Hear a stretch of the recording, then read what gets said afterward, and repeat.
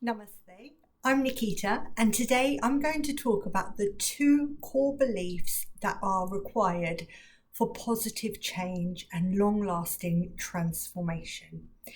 In today's world, we're all talking about changing and transforming. The self-help and personal development industry has gone crazy in the last few years since the pandemic. Why? Because so many people realize that there is more to life and that they can change. Do you know that up until a few decades ago, we used to think that it wasn't possible for us to change? In fact, some people still think that way today. But neuroscience tells us that we can change any time we choose to. We can change the way that we think, the way that we behave, and the way that we act. But how? I'm Nikita, and I've been working with clients for several years.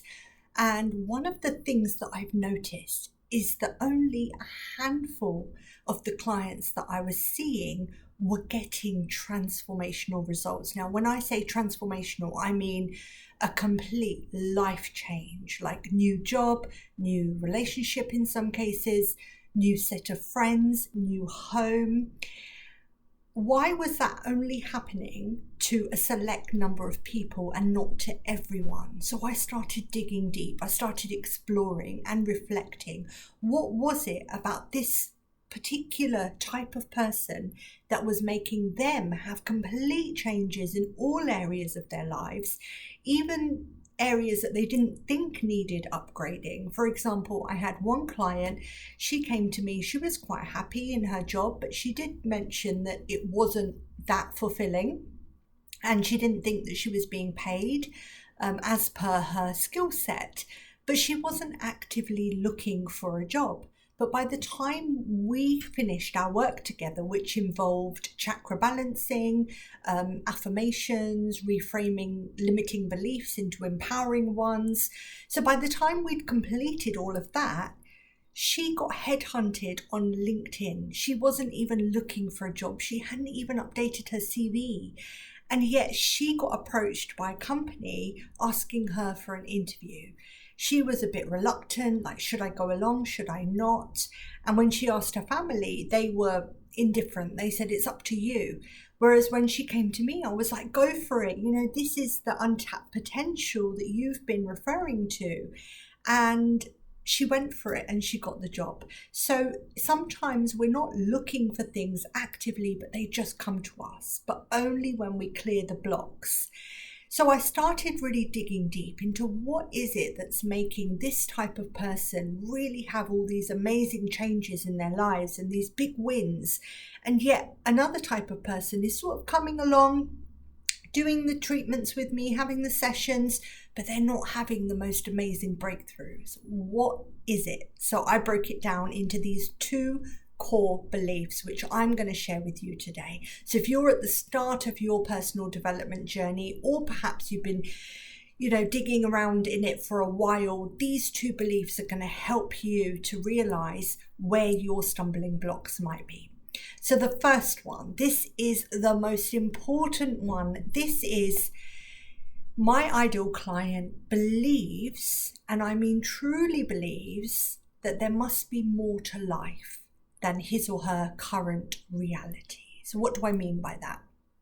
They think, hold on a minute, there must be more to life. Like, they look at other people on social media, they see what their friends and family are doing, and not necessarily comparing themselves, but definitely noticing that there's a gap, there's a difference, and they want more for themselves. They want more for their own lives. Now, that could look like more success. That could be more joy, more wealth, more, relationships, like friendships. It doesn't matter what it's more of, but they just know that there is more.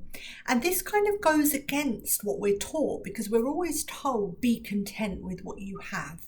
You shouldn't desire more.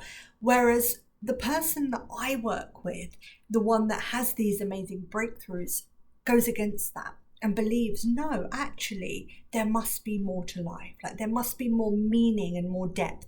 So not necessarily more in terms of tangible, materialistic things, although there can be, there's nothing wrong with that. I mean more in terms of fulfillment, satisfaction, meaning, purpose. And then the second core belief, this is also equally important, is I am destined for more. And I love this belief because this is really intrinsic. So the first one is extrinsic. So it's looking outside of ourselves, like there must be more to life. There must be more to the world, to reality. And the second one is looking within. It's like there must be more to me. Perhaps I have unfulfilled potential, just like my client that I just told you about. And it doesn't have to be in career, it could be in anything. Like I recently realized myself that I'm a very good cook, but I never cook. I was sort of using an excuse like, oh, I don't have enough time, I don't have enough energy, I don't have the resources, I don't have the ingredients. I was sort of telling myself a narrative, convincing myself that I couldn't cook. And then one day I didn't do that. And I thought, you know what, I'm going to cook. And I did. And it came out amazing. And my husband was like, wow, that tasted as good as a restaurant. And that gave me a lot of confidence. And I thought to myself, hold on, why am I limiting myself by saying a story in my head that I couldn't cook? The truth is I can. And I was just holding myself back.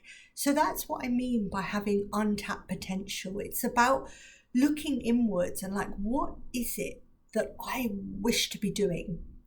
Even if I can't do it yet. I mean, even if I couldn't cook, I could go on courses. There are so many different things that we could be doing. If you've always wanted to bake, for example, why not just try? Why not follow a recipe and do it? So, potential doesn't always have to be in the terms of career. It can be in terms of your relationship. Like, what could I do that's going to improve my relationship? Could I make more effort? Could I surprise my partner? What could I do for my children so that I could be a better parent? What can I do for my siblings so I can be a better sibling? Like, it's about being the best version of yourself.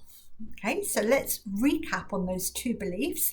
The first one is there must be more to life than what I'm living right now. And the second one is there must be more to me than what I am achieving right now. So if any of those two beliefs resonate with you, please comment below. I'd love to know your reflections and your feedback. And if there's anything that you would like me to discuss in the upcoming videos, please also comment below. Thank you for listening, and I look forward to seeing you in the next video. Namaste.